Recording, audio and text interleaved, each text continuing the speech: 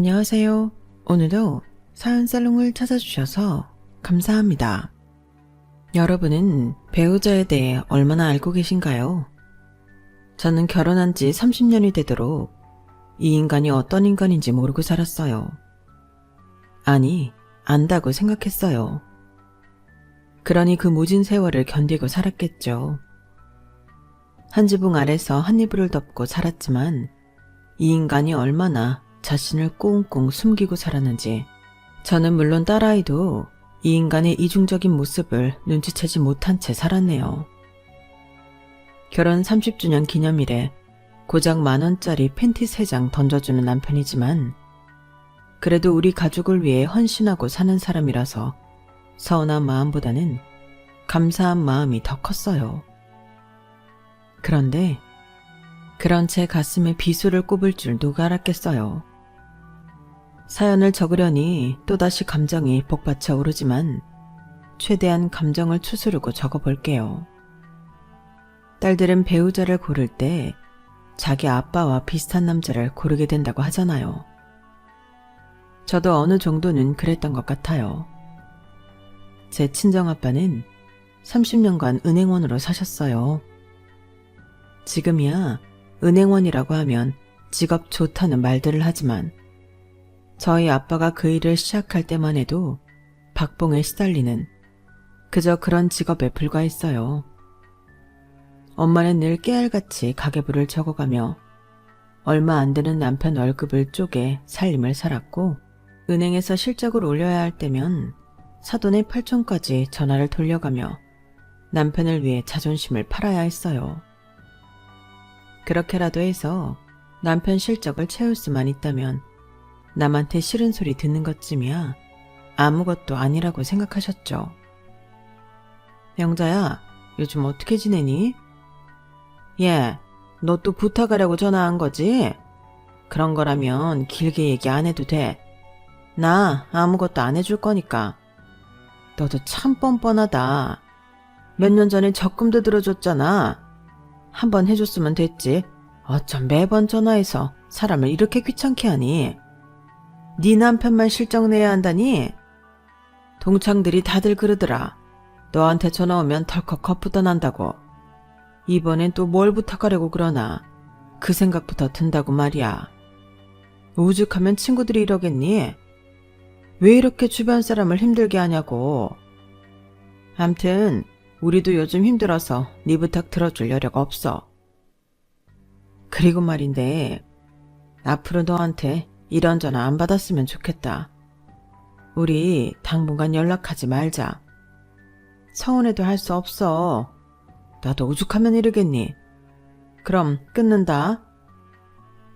20년 지기 친구도 적금 하나에 떠나보내고 그날 밤 엄마는 주방에서 설거지를 하며 개수대에 눈물을 흘려보냈어요.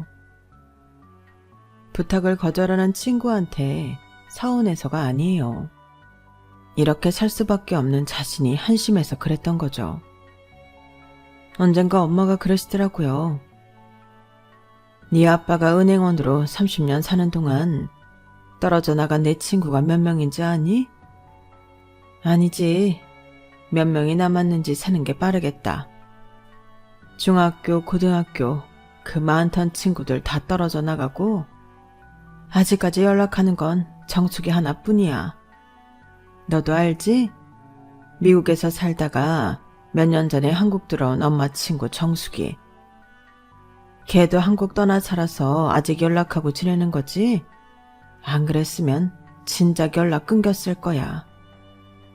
난 지금도 은행에 일 보러 갈 때마다 창구에 앉아있는 은행원을 보면 그렇게 안쓰러울 수가 없어. 그러니까 넌 절대 은행원이랑 결혼하면 안 된다. 그랬단 봐. 내가 아주 도시락 싸들고 다니면서 말릴 테니까. 아빠는 30년을 은행원으로 살았지만 그 마지막은 정말 너무도 초라했어요. 한 분야에서 30년을 근속했으면 상장은 아니어도 수고했다는 말 한마디쯤은 해줄 수 있는 거잖아요. 하지만 은행은 그런 말은커녕 저희 아빠한테 씻을 수 없는 모욕감을 주고 비참하게 내쫓았어요. 정리해고 대상에 올랐지만 제가 결혼을 앞두고 있던 터라 아빠는 어떻게든 책상을 지키려고 하셨고 은행은 그런 아빠를 무슨 수를 써서라도 내쫓으려 했거든요. 그래도 한때 촉망받던 은행원이었는데 정리해고 대상자에 오르자마자 하루아침에 업무에서 배제되고 책상도 구석자리도 내던져졌어요. 어제까지도 퇴근길에 같이 술잔을 기울이고 점심도 함께 먹던 동료들은 아빠를 투명인간 취급을 하기 시작했고요. 아빠를 따르던 후배 하나는 퇴근길에 몰래 저희 아빠를 따라와 이런 말을 하더래요. 선배님, 그만하세요. 너무 추하잖아요. 어차피 명단에 오른 이상 아무리 버티셔도 나가게 돼 있어요. 더 더러운 꼴 보기 전에 선배님 발로 나가세요. 존경했던 선배님이 더 망가지는 모습 정말 보기 힘들어요. 그날 밤 아빠는 살면서 처음으로 술에 취해 인사불성이 돼서 집에 들어오셨어요. 그리고는 엄마를 끌어안고 아이처럼 펑펑 우셨죠. 경야, 미안하다. 내가 이 정도밖에 안 되는 놈이라서 정말 미안해. 어떻게든 버티려고 했는데 상철이 녀석까지 나보고 나가라고 하니까 도저히 버틸 힘이 안 생긴다. 우리 아름이 결혼식 때까지만 자리 지켜보려고 했는데 더는 못하겠어. 미안하다. 미안해. 아내의 품에 안겨 엉엉 울던 아빠는 울다 지쳐 그대로 잠이 드셨어요. 다음날 아침 술을 얼마나 드셨는지 아빠는 지나밤 일을 하나도 기억하지 못하셨어요. 그래서 그날의 일은 꽁꽁 봉이 난 채 엄마와 제 가슴속에 깊게 묻어버렸죠. 평소처럼 아침을 준비하던 엄마는 이전과 달리 밝은 모습으로 아빠한테 그러셨어요. 여보, 오늘 은행 가서 사표 내고 와. 그냥 곱게 주지 말고 지점장 면상에 보란듯이 내던지고 오라고. 지가 누구 덕에 지점장까지 올라갔는데 지가 싼 똥 당신이 치워준 게 한두 번이야? 그래놓곤 승진 기회마다 엉뚱한 놈들만 밀어주고 내가 앞으론 땡땡은행 방향으론 오줌도 안 쌀 거야. 당신 퇴직금 들어오자마자 주거래 은행도 싹 다 바꿔버릴 거야. 사돈의 8촌까지 다 전화 돌려서 땡땡은행 적금들 깨고 주거래 은행도 바꾸라고 그럴 거라고. 더러운 것들. 내가 절대 용서 안 해.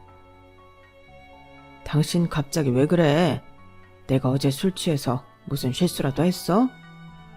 실수는 무슨. 당신이 술 마셨다고 실수하는 사람이야? 그냥 이제 다 이골이 나서 그래. 은행원 아내로 살면서 속이 하도 문드러져서 이젠 그만하고 싶어 그런다고. 그러니까 이참에 당신 은행 그만두고 아름이 결혼 전에 우리 식구 가족여행이라도 다녀오자. 당신 은행 다니는 동안 남들 피서갈 때 한 번도 여행 가본 적 없잖아. 월초, 월말, 연초, 열말. 이제 그런 걱정 없이 우리도 남들 쉴 때 쉬고 놀 때 놀면서 사람답게 살아보자고. 30년 죽어라 이랬으면 당신 그럴 자격 충분해. 다른 사람이 인정 안 해도 내가 인정해. 당신 정말 열심히 살았어. 내 남편이지만 정말 장하고 존경해. 결국 엄마는 참았던 눈물을 쏟았어요. 35년을 부부로 살아온 부모님은 그렇게 서로를 위로하며 위기의 순간에 부부애를 과시했어요. 인생의 동반자이자 세상의 유일한 내 편. 그게 바로 부부라고 말하듯이 말이죠. 아빠가 회사를 그만두고 2달 뒤 저는 결혼식을 올렸어요. 아빠가 다니시던 은행 사람들한테는 따로 청첩장도 돌리지 않았는데도 어떻게들 알고 10명이 넘는 동료들이 찾아와 주었더라고요. 아빠랑 친했던 상철 대리님이 동료들한테 단체톡을 돌리셨다나 봐요. 예식장에 찾아와 주신 아빠의 옛 직장 동료들은 신부 대기실에 찾아와 하나같이 이런 말씀을 하셨어요. 처음 은행에 입사해서 많이 서툴고 힘들던 시절 저희 아빠한테 도움을 많이 받았다고요. 그래서 다른 건 몰라도 딸내미 결혼식만큼은 꼭 참석하고 싶었다고 말이죠. 그 말을 들으면서 어쩌면 이분들의 감사 인사가 아빠의 훈장이 아닐까 하는 생각을 했어요. 결혼식이 끝나고 아빠한테 이 얘기를 전해드렸더니 그래도 30년간의 은행원 생활이 헛되진 않은 것 같다시며 모처럼 환하게 웃으셨어요. 제가 남편을 선택한 이유는 바로 우리 아빠랑 닮은 구석이 많기 때문이었어요. 솔직히 융통성은 좀 떨어지고 인물도 그리 뛰어나지 않지만 뚝심도 있고 자기 일에 최선을 다하는 성실한 사람이었거든요. 남편과 저는 같은 대학 출신이긴 하지만 과가 달라서 재학 중에 학교에서 마주칠 일은 없었어요. 게다가 나이 차이도 나서 더더욱 그랬죠. 남편은 홀어머니 밑에서 자란 장남이라 책임감이 남달랐어요. 어릴 때부터 아버지 대신 자신이 집안의 가장 노릇을 해야 한다는 강박관념에 사로잡혀 있어서 허튼 말 쓸데없는 행동, 사치를 최대의 적인 것처럼 생각하고 살았어요. 밑으로 여동생이 둘 있는데 둘 다 오빠 말이라면 껌뻑할 정도로 집안에서는 무서운 오빠이기도 했죠. 그런 남자가 저랑 소개팅을 하면서 얼마나 떨었는 줄 아세요? 음료 주문을 할 때 이름도 잘못 부를 정도로 무척이나 긴장을 하더라고요. 그때는 남편의 그런 모습이 보기 좋았어요. 사람이 순수해 보이고 미련하다 싶을 정도로 정직해 보였거든요. 별 의미 없는 제 질문 하나하나에 성의껏 대답을 하는 모습을 보니 꼭 평소 아빠를 보는 것 같더라고요. 소개팅 자리에서 이런 말을 해도 되는지 모르겠지만 그래도 솔직하게 말할게요. 저희 집에는 저를 제외하고 여자만 셋이에요. 아버지가 저 10살 때 돌아가셔서 어머니 혼자 저랑 여동생 둘을 키우셨거든요. 주위에서 그러는데 여자들은 홀어머니에 여자 형제 많은 집은 쳐다도 안 본다고 하던데 아름씨도 그런가요? 솔직히 평소 그런 생각을 해본 적도 없어서 선뜻 대답을 할 수 없었어요. 그런데 저의 그런 행동을 남편이 오해했던 모양이에요. 역시 그런가 보네요. 그럼 우리 차 마시고 바로 일어나요. 먼저 말하길 잘한 것 같네요. 그게 아니라 저는 지금까지 살면서 한 번도 그런 생각을 해본 적이 없어요. 바로 대답 못해서 오해를 하시는 것 같은데 전 상관없을 것 같은데요. 그 말에 남편은 이제야 한시름 놓겠다는 표정으로 숨을 몰아쉬며 환하게 웃더라고요. 그게 그렇게 한바구음을 지을 정도로 대단한 일인가 싶었지만 사람마다 중요하게 생각하는 부분이 있는 거니까 그러려니 했어요. 대학을 졸업하고 바로 7급 공무원 시험에 합격한 남편은 정부 세종청사에서 근무하고 있었어요. 본가가 서울이라서 혼자 세종시에 내려가 살고 있었죠. 이번 소개팅은 남편과 같은 부서에서 근무하는 동료가 주선한 건데 그분이 제 친구 오빠거든요. 제가 연애도 않고 집과 직장만 오가는 몸이 건조한 생활을 하자 친구가 특별히 자기 오빠한테 부탁을 한 거였죠. 그러니 직장도 사람 됨됨이도 어느 정도 검증이 된 사람이기도 했어요. 제 나이가 20대 후반이었고 남편이 30대 초반이라서 단순히 연애만을 목적으로 만들어진 자리는 아니었죠. 둘 다 당장 결혼을 해도 이상하지 않을 나이였으니까요. 그날 소개팅 이후 우리는 서울과 세종시를 오가며 만남을 가졌고 서로에게 어느 정도 확신이 있던 터라 바로 사귀게 되었어요. 저희 부모님도 남편 직업이 7급 공무원이라고 하자 괜찮은 사람 같으면 잘 만나보라고 하셨고요. 아무래도 공무원이라는 직업이 타 직업군에 비해 안정된 직업이라서 부모님께서는 마음이 놓이셨던 모양이에요. 사귀기 시작하고 얼마 안 됐을 무렵 남편은 굳이 저희 집에 인사를 오겠다고 하더라고요. 우리 부모님한테 인사를 하겠다고? 갑자기 왜? 이제 정식으로 사귀기로 했는데 양가 부모님께 인사는 해야지. 그래야 부모님도 안심하실 거 아니야. 왜? 부모님께 나 소개하기 싫어? 그런 게 아니라 괜히 앞서 나가실까봐 걱정돼서 그렇지. 우리 아빠 자기만큼이나 융통성 없고 진지한 사람이란 말이야. 분명히 자기가 우리 집에 가면 그 순간부터 머릿속으로 결혼식은 언제 올려야 하나 그 생각부터 하실걸? 그래? 왠지 아버님이랑 나랑 잘 통할 것 같은데? 그럼 더더욱 빨리 만나 뵙고 인사드려야겠네. 아버님이 땡땡은행에 다니신다고 그랬지. 나도 공무원 시험 잘 안 됐으면 땡땡은행에 원서 넣어보려고 했었는데 잘하면 아버님 부하 직원이 될 뻔했네. 남편은 벌써부터 저희 아빠랑 뭔가 통하는 것처럼 친근하게 느끼는 것 같았어요. 저희 아빠도 그렇고 남편도 그렇고 솔직히 직장 안에서 그리 호감형은 아니거든요.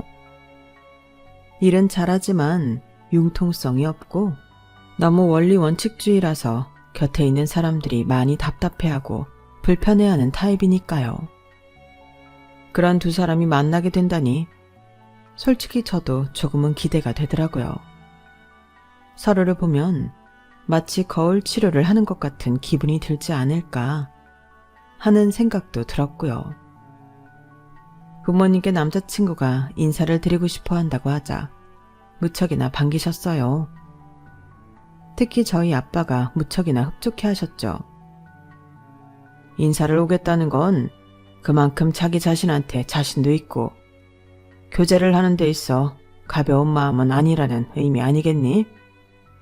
젊은 사람이 생각이 참 반듯하네. 그래, 쇳불도 당김에 빼라고 당장 이번 주에 오라고 그래. 어차피 보기로 한 거 시간 끌 거 뭐 있겠어? 여보, 그래도 그쪽 사정도 있는 건데 먼저 물어보고 정하지 그래요. 서울도 아니고 세종시에 산다는데. 모르는 소리. 모르긴 해도 그 친구도 이번 주 주말에 찾아올 생각을 하고 있었을걸. 자기 입으로 말했을 때는 이미 준비가 돼 있다는 의미기도 하니까. 아름아, 당장 전화해서 물어봐라. 내 말이 맞는지 틀린지. 아빠는 모처럼 신이 나서는 싱글벙글 하셨어요. 방에 들어와 남편한테 전화를 했더니 대뜸 이번 주말에 가도 되냐고 그러는 거 있죠. 누가 닮은 거 난리날까봐 생각하는 것도 두 사람이 똑같더라고요. 그 주 주말 남편은 점심때쯤 저희 집에 도착했어요.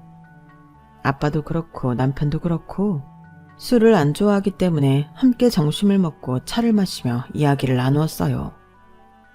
성격도 비슷하더니 취향이며 바둑을 좋아하는 취미까지 같아서 저녁 시간이 될 때까지 두 사람은 몇 판이나 바둑을 두었어요.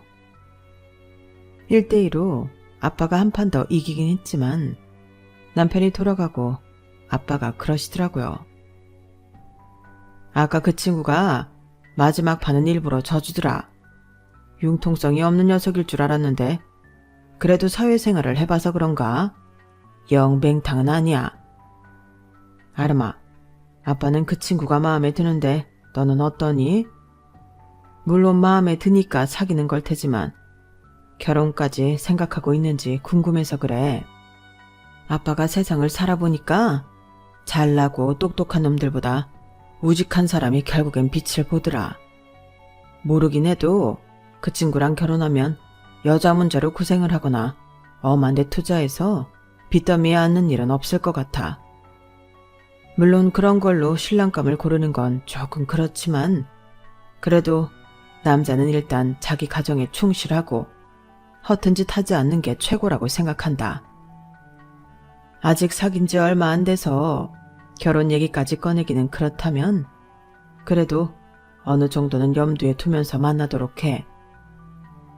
아빠는 이미 사윗감으로 받아들일 마음이 있는 것 같았어요. 하지만 아빠와 달리 엄마는 뭔가 마음에 안 들어하는 눈치였어요. 그때는 그런 엄마가 내심 야속했는데 지나고 보니 엄마가 사람을 더 잘 봤던 것 같네요. 찬민이라는 그 친구 말이야. 정말 네 맘에 들긴 하는 거니? 지금은 사귄 지 얼마 안 돼서 네가 제대로 판단을 못하는 걸 수도 있잖아. 네 아빠는 무척 마음에 들어하는 것 같은데 나는 글쎄다. 엄마, 그게 무슨 소리야. 언제는 아빠 같은 남자 만나라고 그러더니 왜 이제 와서 딴 소리야? 네 아빠랑 닮은 구석이 없다고는 할 수 없지만 내가 보기엔 네 아빠랑은 다른 것 같아. 뭐랄까, 이상하게 음원한 구석이 있다고 해야 하나? 콕 집어서 뭐라고 할 수는 없는데 아무튼 좀 찜찜해. 아직 결혼 얘기가 오가는 것도 아니고 단순히 사귀는 단계니까 천천히 알아가는 게 좋을 것 같단 얘기야. 사위사랑은 장모라는데 우리 집은 그 반대였어요. 처음 사귀기 시작했을 때도 그렇고 1년 반가량 연애를 하고 결혼을 하겠다고 했을 때에도 엄마는 왜인지 반기는 기색이 아니었어요. 뭐가 그렇게 싫으냐고 물으면 정확히 대답을 하지도 못하면서도 그냥 감이 안 좋다는 말만 되풀이하셨어요. 하지만 저랑 아빠가 결혼을 밀어붙이는 바람에 엄마 의견은 밀리고 말았어요. 앞에서 말했듯이 제 결혼을 앞두고 아빠가 정리해고 대상에 오르면서 아빠 걱정을 하느라 제 결혼에 소홀할 수밖에 없었던 것도 이유라면 이유일 거예요. 아빠는 제 결혼식 때 이미 퇴사를 한 상황이었지만 제 남편한테는 굳이 알리지 않았어요. 솔직히 말하자면 일부러 알리지 않은 거죠. 말한다고 달라질 것도 없을 뿐더러 괜히 사위한테 장인으로서 체면이 깎이는 일이기도 하니까요. 하지만 세상에 비밀은 없다고 언제까지고 아빠의 퇴사를 감출 수는 없었어요. 문제는 하필 가장 안 좋은 순간에 남편한테 걸려버렸다는 거였죠. 제 결혼식을 치를 때까지도 재취업을 하지 못한 아빠는 궁여지책으로 친구분이 하는 세차장에서 아르바이트를 하셨는데 업무차 서울에 교육을 받으러 왔던 제 남편과 마주치게 되었거든요. 장인어른, 아니 이 시간에 여기서 뭐 하시는 거예요? 오늘 휴무날도 아니잖아요. 생각지 못한 곳에서 사위와 마주친 아빠는 둘러댈 겨를도 없이 낭패감이 표정에 그대로 드러나 버렸어요. 선성 자체가 거짓말을 못하는 아빠였기에 결국 사위한테 퇴사 사실을 고백하고 말았죠. 그날 집에 돌아온 남편은 제게 그러더군요. 당신 장인어른 퇴사하신 거 나한테 왜 말 안 했어? 난 그런 줄도 모르고 장인어른 계신 지점으로 대출 신청하러 갈 뻔했잖아. 도대체 언제 퇴사하신 거야? 설마 쫓겨난 건 아니지? 내가 장인어른한테 직접 물어볼까 하다가 아무래도 대답하기 곤란하실까봐 당신한테 묻는 거야. 명태야? 아니면 정리해고? 아빠가 정리해고 당한 게 아빠 잘못은 아니었는데도 남편의 그 물음에 마치 죄짓다 들킨 사람처럼 심장이 쿵쾅거리고 입술이 말랐어요. 어차피 알게 된 거 더는 묻지 말아줬으면 했지만 남편은 제가 진실을 말할 때까지 물러설 기미를 보이지 않았어요. 결국 제 입으로 아빠의 정리해고 사실을 이실직고 하게 되었죠. 그러자 남편은 충격을 받았는지 아무 말도 않더라고요. 그리고 며칠 뒤 남편은 저도 모르게 서울로 올라가 저희 아빠를 만나고 왔어요. 그 사실은 한 달쯤 뒤 엄마를 통해 전해 들어서 알 수 있었죠. 아름아, 내가 김서방을 오해했었나 보다. 너도 알지? 아빠가 지난달부터 새로 일 시작한 거. 글쎄, 그게 김서방이 소개해준 곳이라는구나.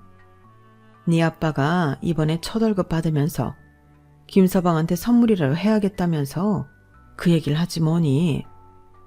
진작 말했으면 나라도 인사치레 했을 텐데 말이다. 그래서 말인데 언제 김서방이랑 집에 좀 들러. 그동안 못한 장모 노릇 이번에 확실히 해줄 테니까. 엄마한테 그 얘기를 전해 듣기 전까진 그런 사실을 까맣게 모르고 있던 저는 엄마만큼이나 놀랐어요. 사실 남편이 저희 아빠 퇴사 사유를 물을 때만 해도 기분이 좋지 않았거든요.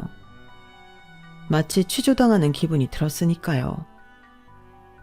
그런데 그렇게 집요하게 물어댄 이유가 아빠 재취업에 도움을 주려고 그랬던 거라는 걸 알게 되자 되려 미안해졌어요. 그래서 그날 퇴근길에 평소엔 비싸서 잘 못 사먹는 2플러스 한우를 사들고 집으로 갔어요.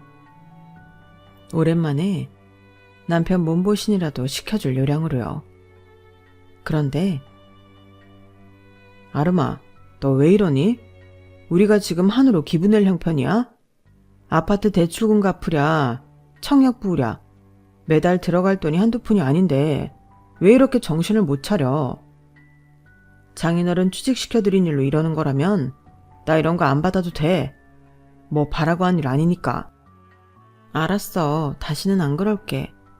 그래도 기왕 사온 거니까 오늘은 맛있게 먹자. 이거 생활비에서 산 거 아니고 내가 번 부수입으로 산 거란 말이야. 그러니까 화는 그만 내세요.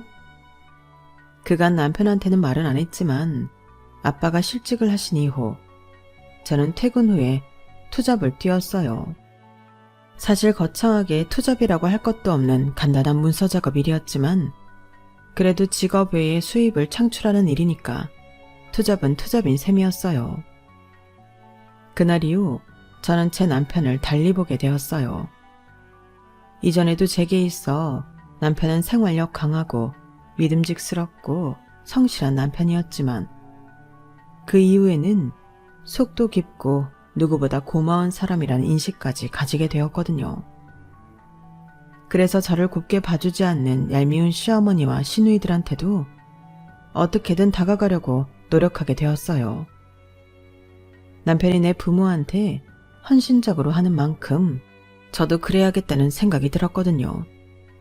하지만 이런 결심을 매번 수포로 돌아가게 할 만큼 저희 시댁 식구들은 저희 부부한테 골칫거리였어요.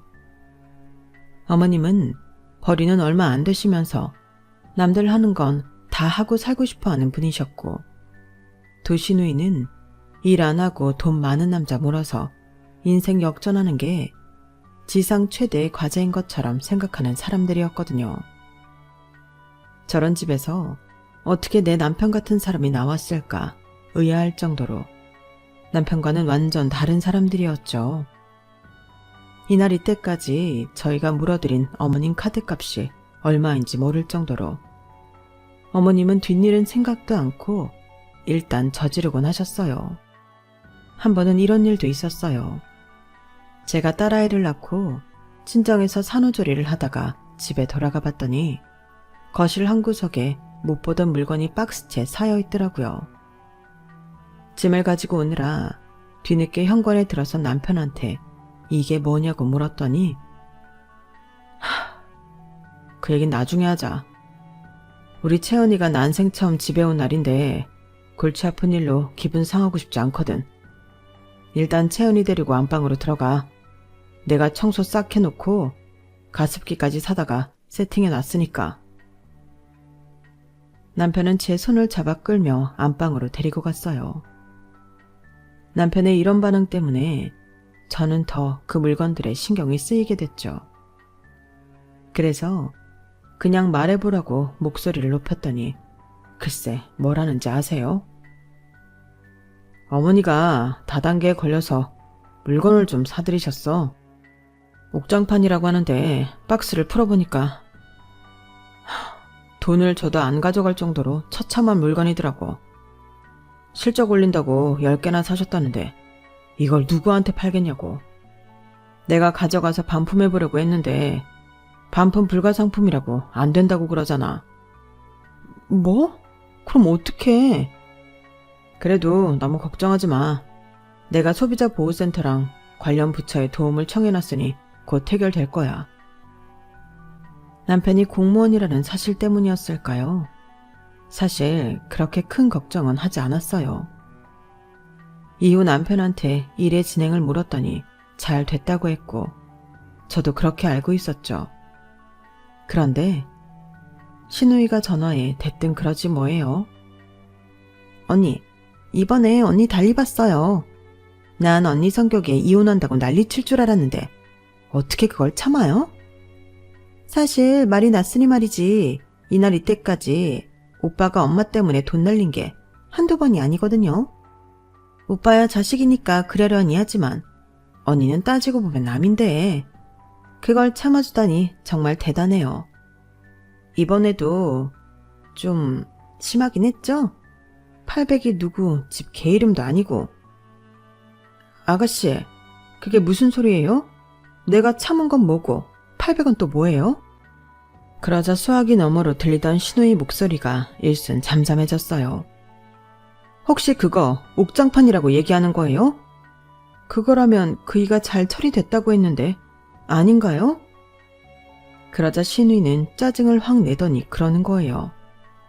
아이씨 뭐야, 잘 됐다더니 말 안 한 거였어? 언니, 이 얘기 나한테 들은 건 비밀로 해야 돼요. 알았죠? 실은 그 돈 오빠가 대신 물어줬어요. 엄마가 잘못한 건 사실이지만 그렇다고 자식이 돼서는 부모를 신용불량자 만들 수는 없잖아요. 그러니까 잘 됐다는 남편의 말은 시어머니 일을 우리 돈으로 잘 처리했다는 얘기였던 거예요. 그날 밤 퇴근하고 돌아온 남편한테 그 일을 따졌더니 대뜸 그러더라고요. 당신 출산하고 얼마 안 돼서 힘들 텐데 이런 일로 힘들게 하고 싶지는 않았어. 나도 잘 처리될 줄 알았는데 이게 그렇게 간단한 일이 아니더라고. 업주는 이미 사업 철수하고 해외로 뜬 뒤라서 보상받기 힘든다는 얘기를 들었거든.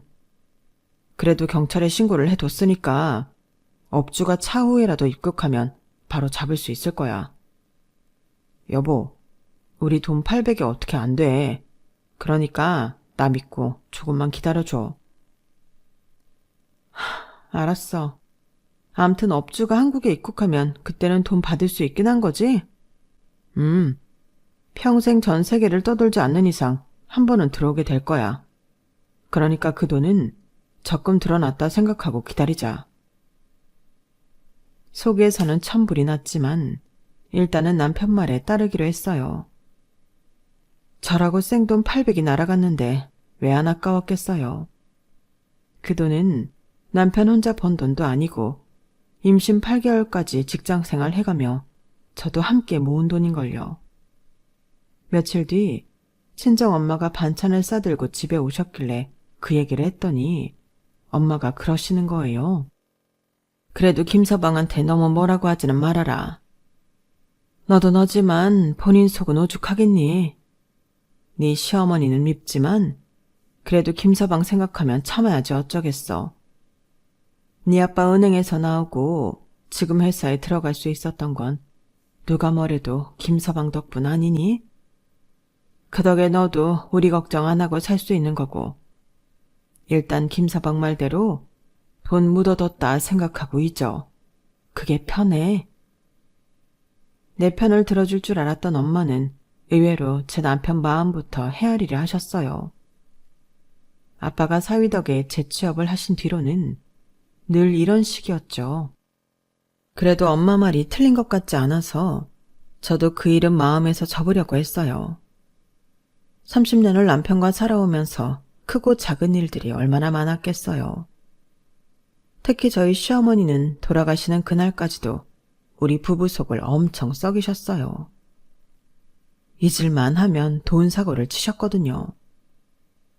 지인들과 함께 개를 들면 갯돈을 뜯기고 새로운 일을 시작하면 어김없이 다단계나 사기에 연루된 일이고 남자를 만나면 하나같이 꽃뱀에 가까운 놈들이니 따지고 보면 어머님 인생도 어떤 면에선 참 기고했어요. 어머님만 사고를 치면 그래도 낫겠는데 두 시누이는 또 얼마나 우리 속을 썩였게요. 큰 시누는 보는 눈이 없는 건지 매번 이상한 놈들만 만나서 야밤에 연락받고 경찰서로 달려간 게 한두 번이 아니었어요. 그러다 30을 앞두고 결혼을 했는데 반년도 못 살아 사니 못 사니 난리를 치다가 결국 1년도 안 돼서 이혼을 하게 되었죠. 그 후로도 남자 문제로 시끄러웠는데 지금은 재혼해서 베트남 호치민에서 살고 있어요. 작은 시누이는 그나마 속을 덜 썩인 축에 속해요. 자기 언니처럼 남자 문제로 힘들게 하지도 않았고 어머님처럼 돈 문제로 우리를 괴롭히지도 않았으니까요. 다만 성격이 어두워서 사람들과 잘 사귀지 못하고 늘 혼자 지낸다는 게 문제였죠. 그러다 보니 취직할 때도 얼마나 힘들었나 몰라요. 다행히 작은 회사에 격리로 들어가서 자기 밥벌이는 하고 사니 다행이긴 했죠. 30년이란 시간이 흐르는 동안 남편은 정말 한결같이 가정에 충실하고 든든한 가장이자 아빠로 살았어요. 제 친정 아빠가 세상을 떠나셨을 때도 남편은 상주 노릇을 해주었고 저희 엄마가 요양원에 들어갈 때도 남편이 저를 대신해 모든 수속을 다 밟아주었어요. 그래서 조금도 의심을 하지 않았어요. 내 남편의 본 모습에 대해서는요. 남편과 살면서 특별히 기념일을 챙기고 산 적은 없었어요. 그럴 형편도 아니었고 무엇보다 언제 어떤 일이 터질지 모르기 때문에 가급적 덜 필요한 지출은 막아야 했거든요. 그러다 보니 결혼 30주년이 되었어도 큰 기대는 하지 않았어요. 남편 선물로 구두를 준비하긴 했지만 어디까지나 겸사겸사였어요. 구두가 낡아서 사야 했고 마침 결혼 30주년 기념일이 가까워서 날을 맞춰 전해주는 것뿐이었죠. 그러니 남편한테 선물 받을 생각은 애초에 하지도 않았어요. 그런데 그날 퇴근하고 돌아온 남편이 제게 검은 봉지를 건네는 거예요. 그래도 명색이 결혼 30주년인데 그냥 넘어갈 수가 있어야지. 사이즈가 맞나 모르겠네. 남편이 건넨 검은 봉지에는 작은 박스가 들어있었고 그 안에는 팬티 3장이 들어있었어요. 평생 남편한테 선물을 받아본 적이 없어서 그런가 팬티 3장이 뭉클하더라고요. 20대에 만나서 50대 후반이 되기까지 기념일 한번 챙길 여력 없이 부모, 형제 인생까지 책임지면서 우리 부부는 정말 열심히 살았거든요. 하지만 뭉클함도 잠시 사이즈를 보고는 현실적인 생각이 들더라고요. 사이즈가 저한테 작았거든요. 그래서 다음날 사이즈 교환을 하러 가는데 가게 앞에 놓인 매대에 떡하니 써있는 거예요. 3장에 10,000원. 사실 가격 따윈 상관없었지만 그래도 제 눈으로 남편이 준 선물이 떨이 상품이라는 걸 확인하고 나니 기분이 좋지만은 않았어요. 그래도 어쩌겠어요. 딸아이 결혼도 있고 앞으로 돈 들어갈 일이 한둘이 아닌데 이 정도도 감지덕지했죠. 그런데 얼마 뒤 남편이 그러는 거예요. 자식 결혼에 왜 부모가 돈을 내줘야 돼? 이제 부모로부터 독립할 나이도 됐으니 혼수는 채은이 돈으로 하라고 해. 난 딸 자식이라도 결혼하는데 돈 대줄 생각도 없고 해줄 돈도 없어.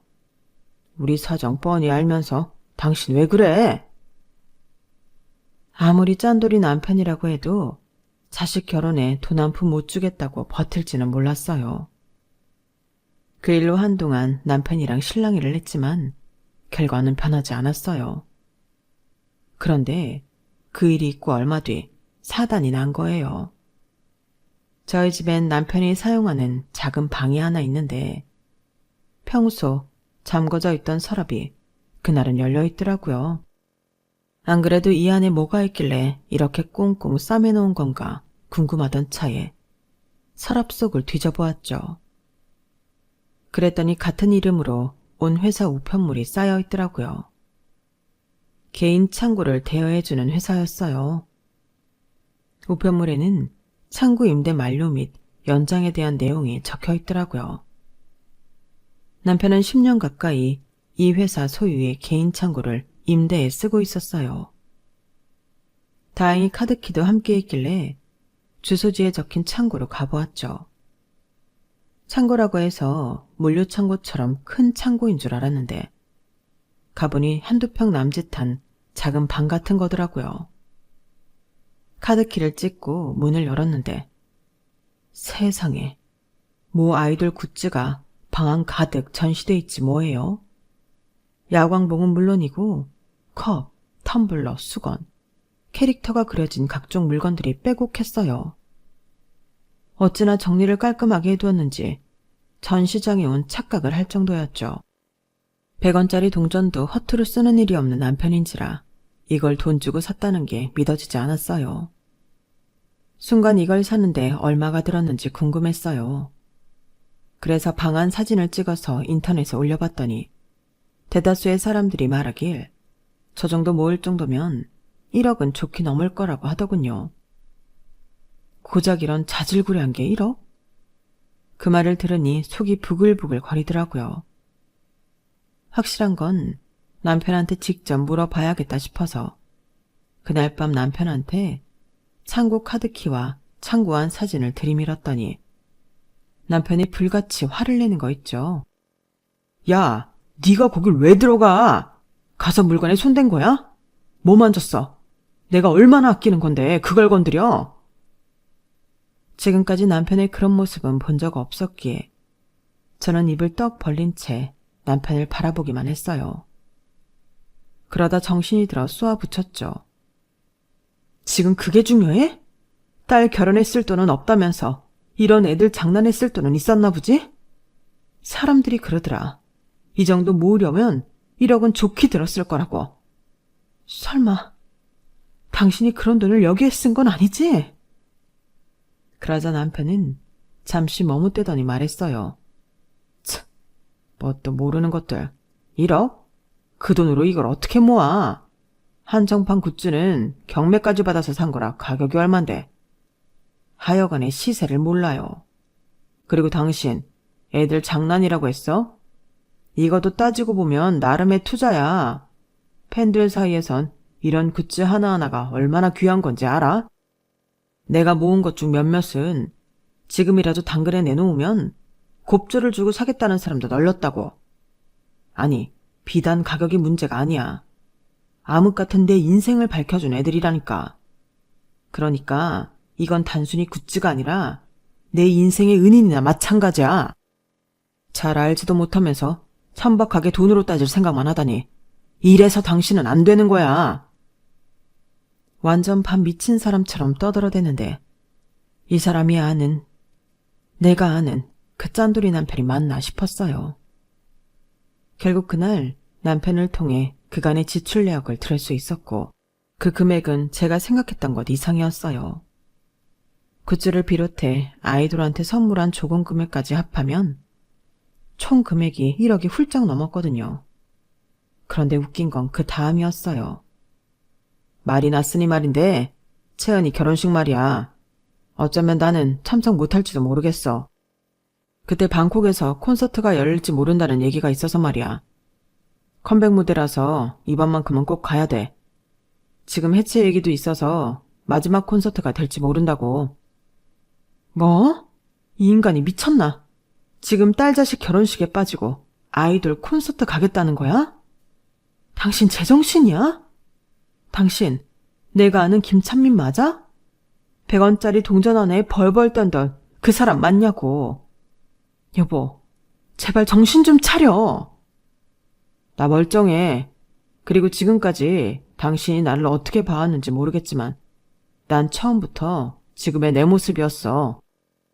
효자 아들 같은 사위, 가정밖에 모르는 남편이자 아빠. 그건 다 당신이 만들어낸 허상이라고. 날 마음에 안 들어하던 장모님이 장인 취업 도와주니까 나를 아들아들 하셨잖아. 솔직히 난 그것도 마음에 안 들었어. 내가 왜 자기 아들이야? 난 그저 장인이 실업자가 되면 우리 함께 기댈까봐 그게 두려워서 자리를 알아봐준 것뿐이라고. 애초에 내 부모한테도 일말에 정이 없는 내가 장인장모 생각을 하겠어? 어림도 없지. 인생은 독고다이야. 나 외엔 아무도 믿을 필요 없고 유의할 필요도 없는 거라고. 그러니까 당신도 똑똑히 알아둬. 앞으로도 나한테 기댈 생각 말고 스스로 살아갈 생각하라고.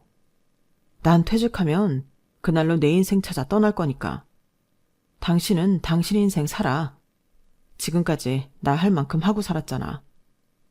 더는 내 부모 형제며 당신이랑 딸 자식 때문에 시달리며 살고 싶지 않아. 퇴직하면 매달 나오는 연금으로 내가 좋아하는 아이돌 덕질도 실컷 하고 먹고 싶을 때 먹고 자고 싶을 때 자면서 내 마음대로 살 거라고. 그러면서 남편은 퇴직 후 자신이 받을 연금에 내 몫은 없는 거라며 저는 저보고 알아서 살아가라고 했어요. 결혼 30년 만에 알게 된 남편의 진심 앞에서 저는 망연자실할 수밖에 없었어요. 그동안 자기 가족들 뒷바라지하고 살 땐 가족은 공동체라고 떠들던 인간이 자기 연금은 자기 몫이라고 못 박는 거 보니까 정남이가 떨어지더라고요. 그래서 이혼을 결심하게 되었어요. 나는 나, 너는 너라고 생각하는 인간과 더 살아봐야 좋을 게 없을 것 같았거든요. 결국 딸아이 결혼식도 올리기 전에 이혼 소송부터 시작한 저는 6개월가량 이어진 소송 끝에 재산 분할과 약간의 위자료, 그리고 앞으로 받게 될 남편의 공무원 연금 중 반을 받게 되었어요. 당연히 남편은 안 된다고 길길이 날뛰었죠. 자기가 일해서 받게 되는 연금인데 왜 저한테 반이나 줘야 하냐고요. 그동안 우리 부부가 공동으로 이룬 재산에서 자기 부모 형제들한테 들어간 돈이 엄청나다는 건 전혀 고려하지 않은 채 말이죠. 결혼을 앞둔 딸아이한테는 미안했지만 그래도 이게 최선인 것 같았어요. 결국 남편은 딸아이 결혼식에 오지 않았어요. 아이돌 콘서트가 없었음에도 말이죠. 지금 이렇게 제가 살아온 일을 적다 보니 그때 일이 떠올라 또 화가 치밀지만 오늘을 기점으로 털어버리려고 해요. 그래야 저도 살 수 있을 것 같거든요. 어리석은 남편은 지금까지 자신이 잘해오고도 마지막을 엉망으로 만들었지만 저는 그러지 않을 생각이거든요. 저는 내 인생도 챙기면서 딸아이의 엄마로, 내 사위의 장모로, 3개월 뒤면 태어날 손주의 외할머니로 끝까지 성실하게 살아날 생각입니다. 모든 게 그렇겠지만 내 인생의 시작만큼 끝도 중요한 거니까요. 지금까지 제 사연을 들어주셔서 감사합니다. 항상 많이 행복하시고 많이 건강하세요. 여러분, 사연 댓글에 응원과 현명한 조언 부탁드려요. 좋아요와 구독은 저에게 큰 힘이 됩니다. 오늘도 좋은 일 가득하세요.